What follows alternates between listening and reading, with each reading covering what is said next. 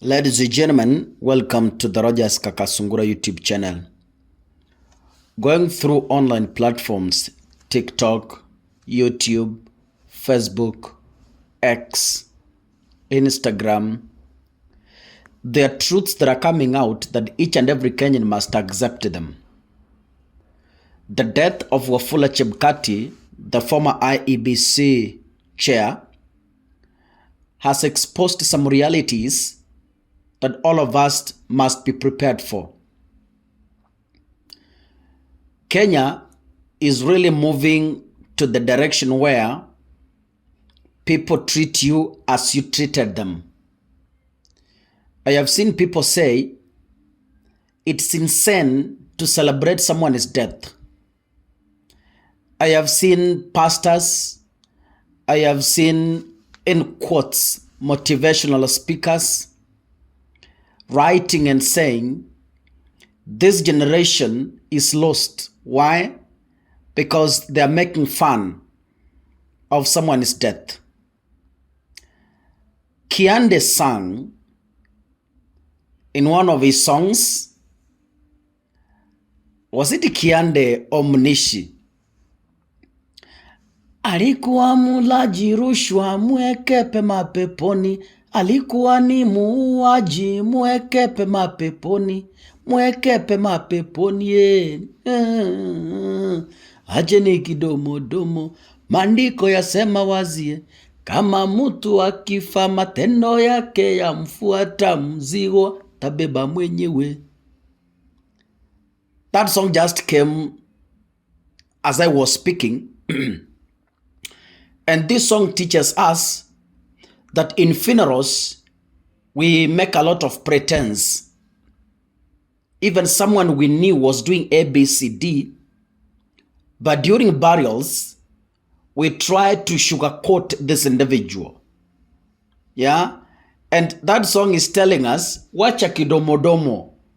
It is God's decision to know where to place someone's soul. It is not within our powers to instruct God on where he should place someone's soul. If someone was a thief, God knows where to place his soul. If someone was an anarchist, God knows where to place that soul. If someone was a murderer, God knows where to place that soul. Kama alikuwa ni mkulaji wa rushwa, kama wengine hawa wamefariki, God knows where to place them. And there's something Kenyans must understand. There is no way a public figure can be given privacy. Once you decide to hold a public office, you become a public discussion until you die, until you are buried. And even when you are buried, we will continue discussing your character. There are so many people who have died long time ago, years ago, but we keep discussing their characters. Why? Because they were public figures. The truths coming out from Chebukati's death is this. Number one, Kenya has lost sympathy on people who never had sympathy when they were alive. Yeah? Kenyans are no longer sugarcoating characters. They tell you who you are and they move ahead. That is the Gen Zs, who they are, the digital generation, the TikTok generation. They do not sugarcoat character. If you are bad to them, they will treat you bad. Even when you have died, they will proceed to treat you as such. So, we have moral lessons from this, all of us. Of course, we will all of us die. Those of us who believe in faith, the only ticket to heaven, you must undergo death. Yeah? So, nobody lives forever. All of us will die. But the biggest question is, once you die, what legacy are you leaving behind? What character are you leaving behind? And as even people prepare for your burial, what will people discuss about you? The current generation doesn't give a damn. If you were bad, they tell you that. If you oppressed them, they tell you that. And someone could ask, Kaka, why are Kenyans celebrating, God forbid, why are Kenyans celebrating Chebukati's death? I was shocked. Chebukati is a Luya, and even Bungoma was celebrating it, and I was asking myself, what is really happening in this country? Time has changed. Seasons have changed. Prepare yourself. If you were a murderer when you were alive, don't expect people to call you a saint. That is how times have changed.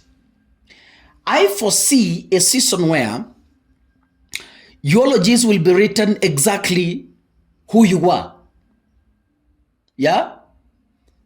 Kama ulikuwa msharati, people will write your eulogy like that. If you were thief, people will write your eulogy as such. The coming generations do not entertain. They rely on facts and truth. So the question we should ask from this is, what are we doing to change our lives so that when we die, we receive a decent send-off and people will remain to say, surely so-and-so died, but he left a legacy behind. Just ask yourself, why only is Kenya Kwanza saddened by the death of Chebukati? Personally, I am not celebrating, but I'm just a vessel to pass across what Kenyans are saying. So do not misquote me. I am just a vessel. I am a platform to relay what Kenya is saying about someone.